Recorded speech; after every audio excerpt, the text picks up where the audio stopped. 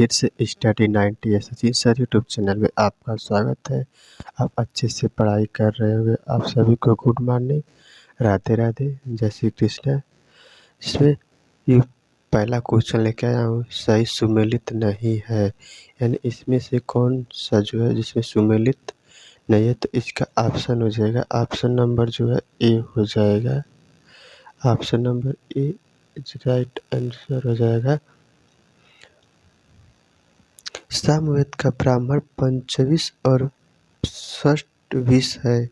यजुर्वेद का ब्राह्मण शतपथ और तैत्तिरीय ब्राह्मण है। अथर्ववेद का एकमात्र ब्राह्मण गोपद ब्राह्मण है। कड़ी ग्रंथ को ब्राह्मण ग्रंथ कहते हैं। वन में रहकर कर्म एवं तप के संतुलन पर लिखा गया पुस्तक है। वेदों को अंत वेदांत उपनिषद है।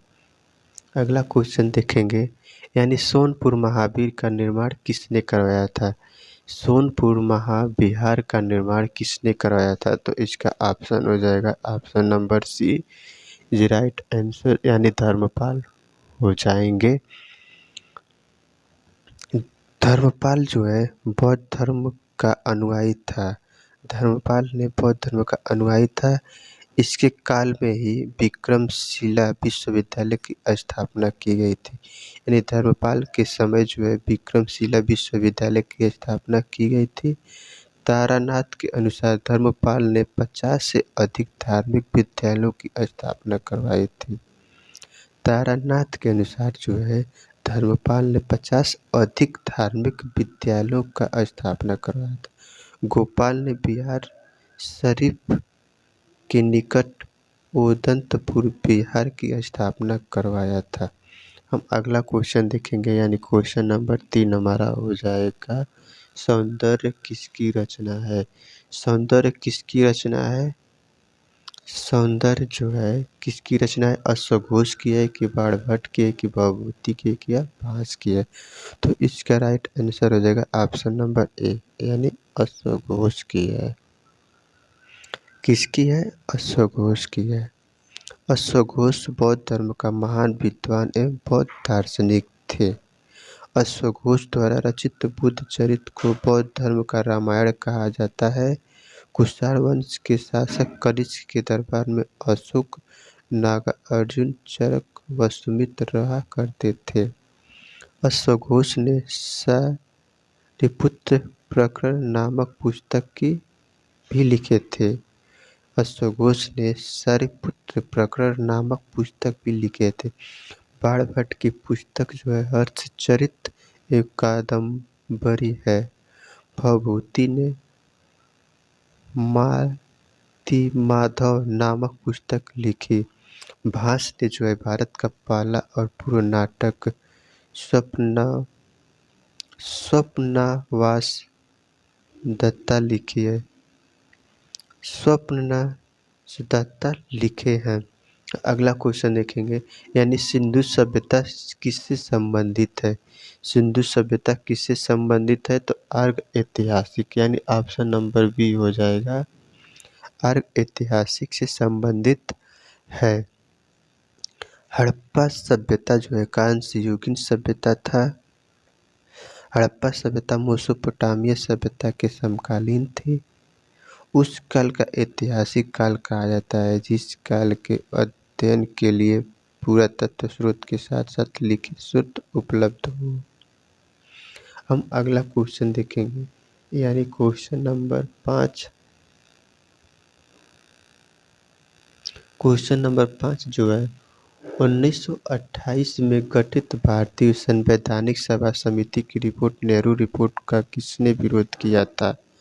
तो यानी किसने विरोध किया था, तो मोहम्मद अली जिन्ना ने किया था। ऑप्शन नंबर सी हो जाएगा राइट आंसर, यानी मोहम्मद अली जिन्ना ने जो है नेहरू रिपोर्ट का विरोध किए थे।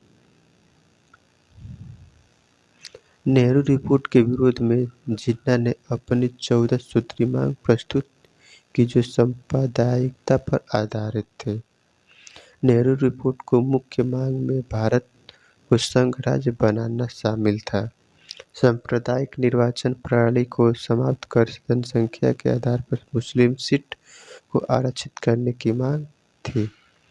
अगला क्वेश्चन देखेंगे, यानी question number 6, God mother of cardiology किसे कहा जाता है? गॉड मदर ऑफ कार्डियोलॉजी किसे कहा जाता है? तो जिनका अगस्त 2020 में निधन हो गया, यानी किसका निधन हो गया था? तो डॉक्टर पद्मावती अय्यर का निधन हो गया था 2020 में।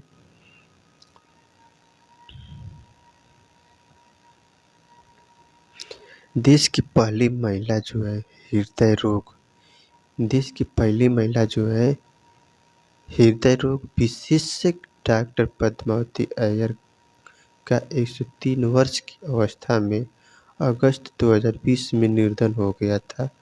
अध्ययन कोरोना से संक्रमित थी, जिनका निधन हृदयाघात से हुआ। अय्यर को गॉड मदर ऑफ कार्डियोलॉजी भी कहा जाता है। 1967 में पद्म भूषण एवं 1992 में पद्म विभूषण से सम्मानित किया गया था।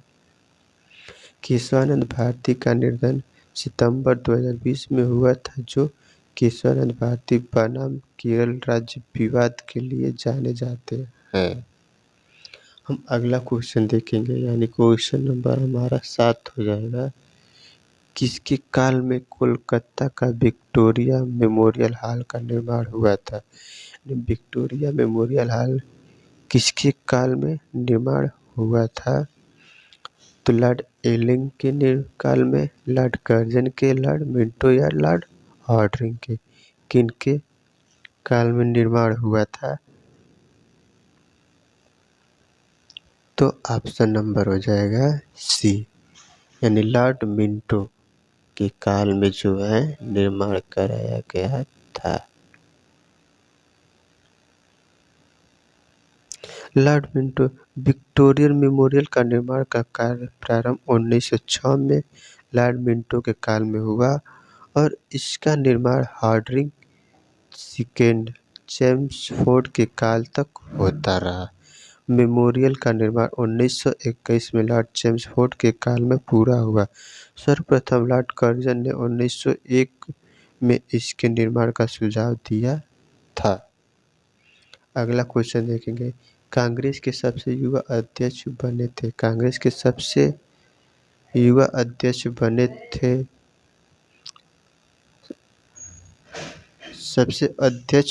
थे कांग्रेस के सबसे युवा अध्यक्ष बने थे तो मौलाना अब्दुल कलाम। मौलाना अब्दुल कलाम इसका राइट आंसर हो जाएगा। मौलाना अब्दुल कलाम जो है ये 1888 से 1958 वर्ष 1923 में दिल्ली में आयोजित भारतीय राष्ट्रीय कांग्रेस के विशेष अधिवेशन के अध्यक्ष चुने गए थे। इनकी उम्र 40 वर्ष थी। मौलाना आज़ाद राष्ट्रीय कांग्रेस के अध्यक्ष बनने वाले सबसे युवा व्यक्ति थे।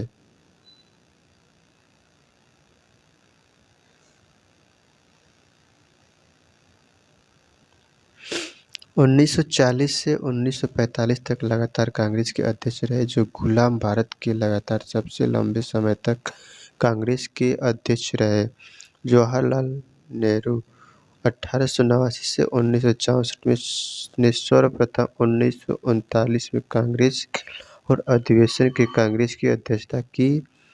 आनंद मोहन बोस ने 1898 में कांग्रेस के मद्रास अधिवेशन की अध्यक्षता की थी। हाँ, अगला क्वेश्चन देखेंगे, यानी क्वेश्चन नंबर 9। निम्न में से कौन सी नदी हिमालय से नहीं निकलती है? यानी निम्न में से कौन सी नदी जो है हिमालय से नहीं निकलती है? तो ब्यास नदी, चिनाब नदी, नर्मदा या यमुना नदी, इनमें से कौन सी नदी जो है नहीं निकलती है? तो इनमें से नर्मदा नदी जो है हिमालय से नहीं निकलती है। ऑप्शन नंबर सी हो जाए। गा। ब्यास नदी का उद्गम जो है रोहतांग दर्रे से समीप समुद्र तल से 43-30 मीटर की ऊंचाई से होती है। यमुना का उद्गम स्थल बंदरपूछ के पश्चिम ढाल पर स्थित यमुनोत्री हिमानी से होता है। नर्मदा विंध्याचल पर्वत श्रेणी के अमरकंटक से निकलती है। गोदावरी नदी, अगला क्वेश्चन यानी 10वां क्वेश्चन है, गोदावरी नदी किन राज्यों से नहीं गुजरती है? किन राज्यों से जो है गोदावरी नदी नहीं गुजरती है? महाराष्ट्र, तेलंगाना, आंध्र प्रदेश, मध्य प्रदेश। इनमें से कौन जो है किस राज्य से नहीं गुजरती है? तो ऑप्शन नंबर हमारा डी हो जाएगा, यानी मध्य प्रदेश से जो है नहीं गुजरती है। प्रायद्वीपीय भारत की सबसे लंबी नदी जो है गोदावरी नदी है, यह मध्य प्रदेश से नहीं गुजरती है। ठीक, यह नदी महाराष्ट्र में त्र्यंबक पहाड़ी से निकलती है और आंध्र प्रदेश में राजमुंदरी के निकट बंगाल की खाड़ी में गिरती है। गोदावरी नदी की लंबाई जो है 1465 किलोमीटर है। इस नदी को दक्षिणी गंगा भी कहा जाता है, यानी गोदावरी नदी को जो है दक्षिणी गंगा कहा जाता है। इसे वृद्ध गंगा नाम से भी जाना जाता है, यानी गोदावरी नदी को जो है वृद्ध गंगा भी कहा जाता है। और गोदावरी नदी की सहायक नदी जो है पेनगंगा, सुब्री, बैनगंगा, प्रवदा, वर्धा, प्राणहिता, इंद्रावती इत्यादि नदियाँ हैं। हम अगला क्वेश्चन देखेंगे, यानी क्वेश्चन नंबर जो है हमारा 11 हो जाएगा। थारू जनजाति की मूल निवासी, थारू जनजाति कहाँ की मूल निवासी है? तो मध्य प्रदेश, उत्तर प्रदेश, तमिलनाडु, अरुणाचल प्रदेश। इनमें से कहाँ की निवासी है? तो थारू जनजाति जो है उत्तर प्रदेश की निवासी है। थारू जनजाति उत्तर प्रदेश की निवासी है।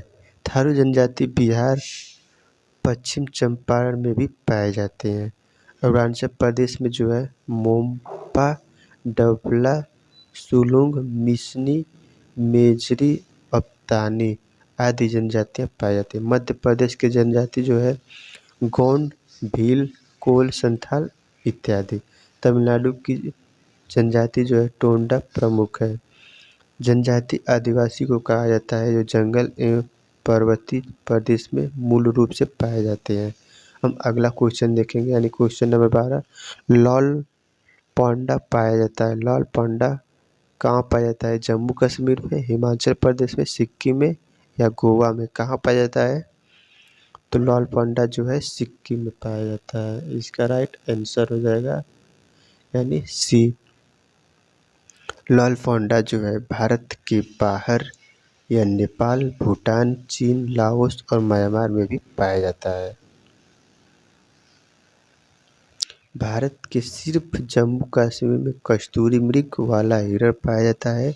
लाल पांडा को भालू परिवार का सदस्य माना जाता है। 2008 के बाद रेड पांडा को लुप्तप्राय पशु की श्रेणी में रखा गया। लाल पांडा जो है वृक्षों पर पाए जाने वाला एक जंतु है। यह भारत के सिक्किम, पश्चिम बंगाल और अरुणाचल प्रदेश राज्यों में भी पाया जाता है। हम अगला क्वेश्चन देखेंगे, यानी क्वेश्चन नंबर 13, 2011 की जनगणना के अनुसार भारतवासियों की औसत आयु क्या थी? 58.4, 60.8, 64.6 वर्ष और 65.4 वर्ष। तो इसमें से हमारा हो जाएगा 64.6 वर्ष, यानी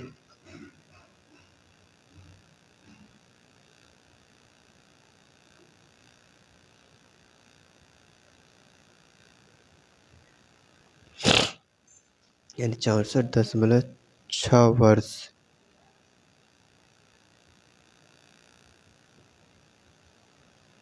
यानी 64.6 वर्ष। विकसित देशों में औसत आयु जो है 75 वर्ष अधिक है। भारत में सबसे अधिक औसत आयु केरल राज्य का है। हम अगला क्वेश्चन देखेंगे, यानी क्वेश्चन नंबर 14, भारतीय रिजर्व बैंक की स्थापना कब हुई थी? भारतीय रिजर्व बैंक की स्थापना जो है 1955 में हुई थी, यानी option number D. Option number D हो राइट आंसर हो जाएगा।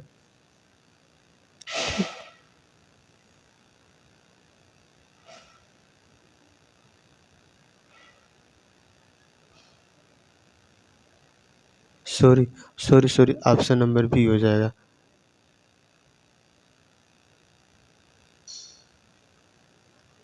हेलो फ्रेंड्स, थोड़ा मिस्टेक हो गया। भारतीय रिजर्व बैंक की स्थापना जो है 1935 ईस्वी में हुई थी, 1935 में, यानी ऑप्शन नंबर बी। आरबीआई के गवर्नर जो है शक्तिकांत दास है। आरबीआई के 4 डिप्टी गवर्नर होते हैं। आरबीआई के प्रशासनिक बोर्ड में 20 सदस्य होते हैं। आरबीआई सभी प्रकार के सिक्कों एवं नोटों का परिचालन करता है। हम अगला क्वेश्चन देखेंगे, यानी क्वेश्चन नंबर 15 जो है, लोकसभा की बैठक के लिए कम से कम कितने सदस्यों का कोरम होना चाहिए? यानी लोकसभा की बैठक के लिए कितने सदस्यों का कोरम होना चाहिए? तो इसका राइट आंसर हो जाएगा ऑप्शन नंबर सी। क्या हो जाएगा? ऑप्शन नंबर सी हो जाएगा, यानी सदन की कुल सदस्य संख्या का 1/10 भाग होना चाहिए। किसी वैध कार्य के लिए कोरम का होना अनिवार्य है, अन्यथा कोई भी वैध कार्य नहीं हो सकता। भारतीय संविधान के भाग 5 अनुच्छेद 100 में सदनों में मतदान रिक्तियों के होते हुए भी सदनों को कार्य करने की शक्ति और गणपूर्ति का वर्णन है। हम अगला क्वेश्चन देखेंगे, यानी कैबिनेट मिशन प्लान के अधीन बनी संविधान सभा में कितने सदस्य हैं? तो कितने सदस्य थे कैबिनेट मिशन प्लान के अधीन? तो 389 सदस्य थे। कितने सदस्य थे? 389 सदस्य, यानी ऑप्शन नंबर ए हो जाएगा। हेलो फ्रेंड्स, वीडियो पसंद आए तो लाइक और सब्सक्राइब करना ना भूलें। नेक्स्ट अगले वीडियो में फिर मिलेंगे।